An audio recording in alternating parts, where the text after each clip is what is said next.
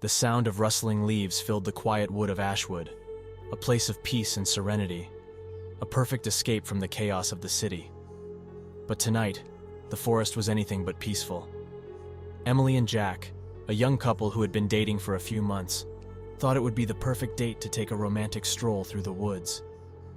As they walked, the moonlight shone through the trees, casting eerie shadows across their path. Suddenly, Emily heard a twig snap behind her. She turned around, but saw nothing. "What was that?" she asked Jack. "I don't know," Jack replied.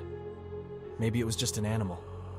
Emily nodded, trying to shake off the feeling of unease that had settled in her stomach. But as they continued their walk, the feeling only grew stronger. They came across a clearing, and in the center stood an old, abandoned cabin. It looked as if it hadn't been used in years. The wood was rotting, and the windows were boarded up. "Let's explore!" Jack exclaimed, not noticing the terrified expression on Emily's face. As they approached the cabin, the door creaked open, and a figure emerged. It was a man, tall and lanky, with a sinister grin on his face. "Hello there," he said, his voice sending chills down Emily's spine. "What brings you to my neck of the woods?"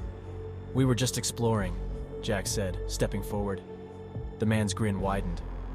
"Well, why don't you come inside and have a look around?" Emily tried to protest, but Jack took her hand and led her into the cabin. As they walked through the dusty rooms, Emily noticed strange symbols etched into the walls. She tried to grab Jack's attention, but he seemed oblivious to her fear. Suddenly, the man appeared behind them, holding a knife. "You're not leaving," he said, his voice low. Emily and Jack tried to run, but the man was too fast. He grabbed them both, dragging them to a room in the back of the cabin. Emily's heart raced as she saw the torture devices lining the walls.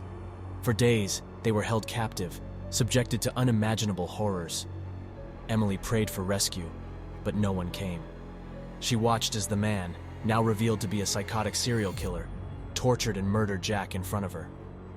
But Emily didn't give up. She fought back, using all her strength to escape.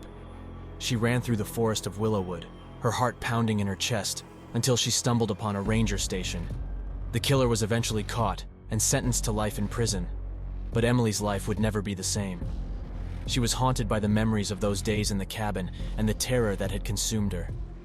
Years later, she still couldn't shake the feeling that the killer was watching her, waiting for his chance to finish what he had started.